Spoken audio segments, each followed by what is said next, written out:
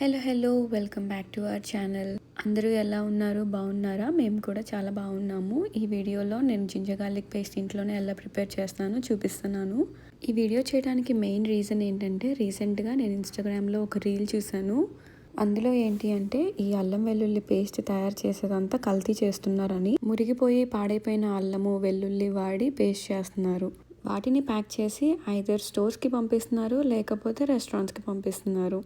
అవి తింటే మన ఆరోగ్యం ఏమవ్వాలి? సో అందుకే ఈ వీడియో చేస్తున్నాను. మీరైతే ఇంట్లో ప్రిపేర్ చేసుకుంటారా, స్టోర్ నుంచి తెచ్చుకుంటారా? ఒకవేళ స్టోర్ నుంచి తెచ్చుకుంటున్నాము అనుకుంటే ఇంక నుండి మీరే ప్రిపేర్ చేసుకోండి. ఇన్ కేస్ మీకు ప్రతిసారి చేసుకోవడం ఇబ్బంది అనిపిస్తే ఒకేసారి బల్క్లో చేసేసుకొని స్టోర్ చేసేసుకోండి. నేను ఇక్కడ 1/2 kg అల్లం తీసుకున్నాను. దాన్ని నీట్గా వాష్ చేసి పొట్టు తీసేసుకొని ముక్కలుగా అయితే కోసేసి పెట్టుకున్నాను. ఇంకా మొత్తం తీసుకెళ్ళి ఈ ఫుడ్ ప్రాసెసర్లో వేసేసాను.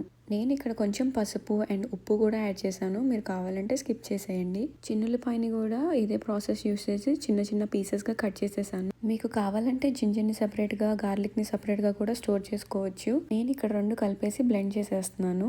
1 కప్పు గ్రైండ్ చేసిన అల్లంకి 1/2 కప్పు గ్రైండ్ చేసిన గార్లిక్ వేస్తున్నాను. ఎందుకంటే గార్లిక్ స్మెల్ చాలా వస్తుంది కదా, సో అదే కర్రీ అంతా పట్టేస్తుంది. ఇక్కడ మీకు చూపిస్తున్నట్టు నేను గార్లిక్ని ఆల్రెడీ ఫుడ్ ప్రాసెసర్లో వేసేసి పెట్టేశాను. సో అది ఆల్రెడీ నేను స్టోర్ చేసేసాను అనమాట. నేను దాన్నే రీయూస్ చేస్తున్నాను. కొంచెం వాటర్ యాడ్ చేసుకొని మంచిగా అయితే గ్రైండ్ చేసేసుకున్నాను. ఇంకా నాకు కావాల్సినంత తీసి ఒక ఎయిర్ టైట్ కంటైనర్లో అయితే పెట్టుకున్నాను. మిగతాది ఫ్రీజర్లో అయితే పెట్టేశాను అనమాట. ఫ్రీజ్ చేసేసుకుంటాను. నేనైతే ఇలా బల్క్లో స్టోర్ చేసేసి పెట్టేసుకుంటాను. ఎందుకంటే వింటర్లో ఎప్పుడు కావాలంటే అప్పుడు బయటకు వెళ్ళటం కుదరదు కదా, సో ఇదే బెటర్ అనిపిస్తుంది నాకైతే. అందులోనూ ఈ మధ్య ఫుడ్ బాగా కల్తీ చేస్తున్నారని చెప్పి న్యూస్లో చెప్తున్నారు. సో మన జాగ్రత్తలో మనం ఉండాలి. మోస్ట్లీ జంక్ ఫుడ్ ఆర్ బయట తినడం అవాయిడ్ చేయండి చాలా వరకు. ఎస్పెషల్లీ వర్కింగ్ ఇండివిజువల్స్ ఏది పడితే అది తినేస్తూ ఉంటారు కదా బయట, సో జాగ్రత్త. అలాంటి కల్తీ చేసిన ఫుడ్ తింటే ఫ్యూచర్లో మనకి లేనిపోయిన ప్రాబ్లమ్స్ వస్తాయి. సో అవన్నీ కట్ చేసేస్తే బెటర్. ఈ వీడియో మీకు యూస్ఫుల్గా అనిపిస్తే సబ్స్క్రైబ్ చేసుకోవడం మాత్రం మర్చిపోవద్దు. అండ్ మీ ఫ్రెండ్స్ అండ్ ఫ్యామిలీతో కూడా షేర్ చేయండి.